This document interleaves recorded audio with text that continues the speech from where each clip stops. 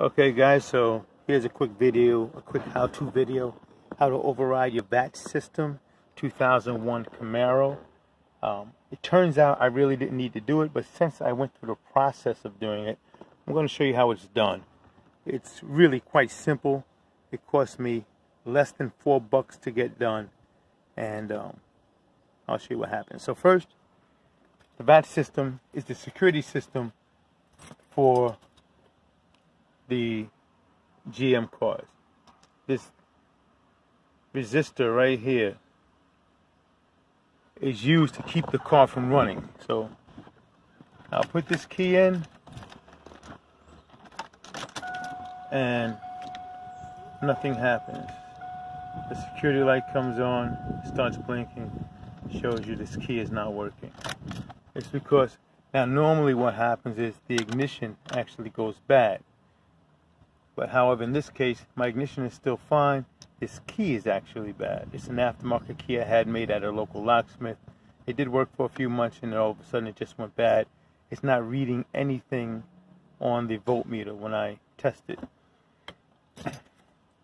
My original key that I got when I purchased the car a few months ago, it's still working.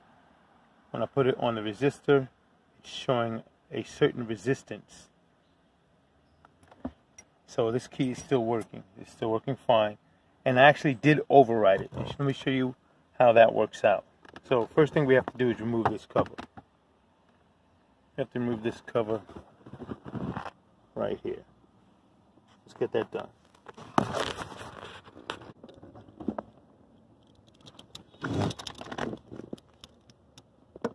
Just so happens this car was purchased used, over with almost 200,000 miles on the body, just under 200,000 miles.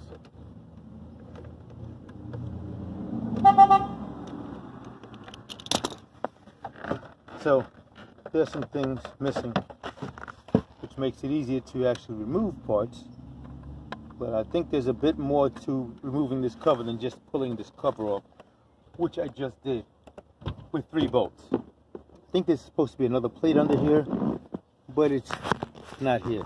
So what we do, once we get under there, we find this wire here.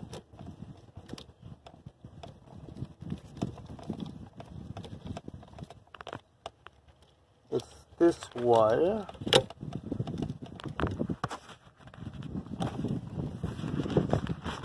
Let's get this together. So we find this wire right here. This is the wire that we have to override. What you do is pull this out and jump it with the proper resistance. So you measure your key, find out what the resistance is on the multimeter, which I did, and I'll show you how that's done later. Once you find that resistance, you find a proper resistor that matches that resistance, either by finding one that matches it perfectly, or take a few different resistors and link them together to add up to the right resistance. So in this case, since it's the key that's bad, what I did was actually pull this wire out and replace it with the resistor. Let's take a look.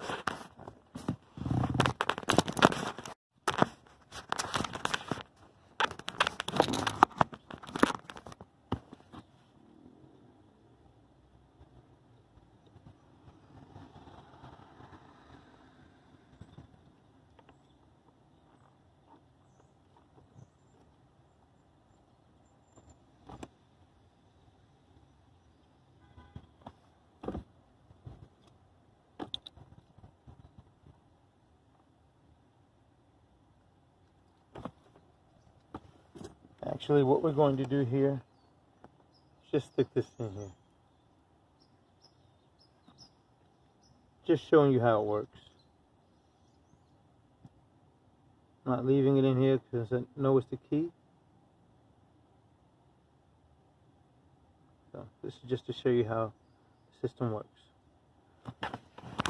Okay, so what I did was take this resistor, plug it in here. Now this The way I did this here would not work if your key resistance was still working, because then you would have to compound the resistance of that key along with this resistance, and it would throw the computer off. But since my key is not reading anything, I can jump this directly without disconnecting this wire. However, if you were to do this and you had a working key and it was the ignition that was bad, disconnect this wire and replace it with this diode. So let's see what happens when I use the same key. The key that you can see, it doesn't say GM on it. You take a good look, it doesn't say GM. The key that does work, says GM on it. That's the difference. So we'll see now, since I replaced that, put the key in.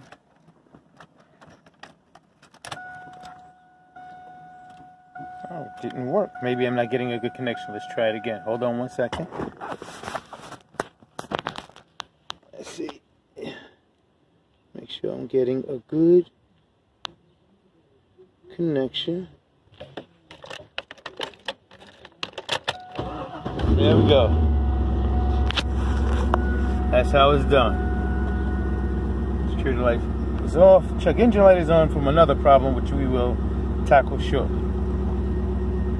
So, that's that. That's how you fix it. Now, since that's not my problem, I'm taking it out, keeping it in the car in case I ever have a problem. And since I do know what the resistance should be, I can always pick up the right resistor whenever I need to. I'm going to leave this in the car as a backup. And there we go.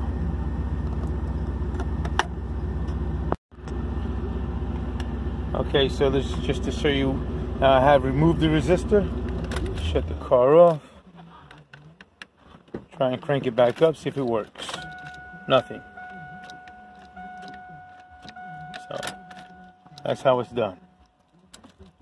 Actually, what I'm going to do is go to the locksmith that made this key a few months ago and get him to remake it so that it works properly.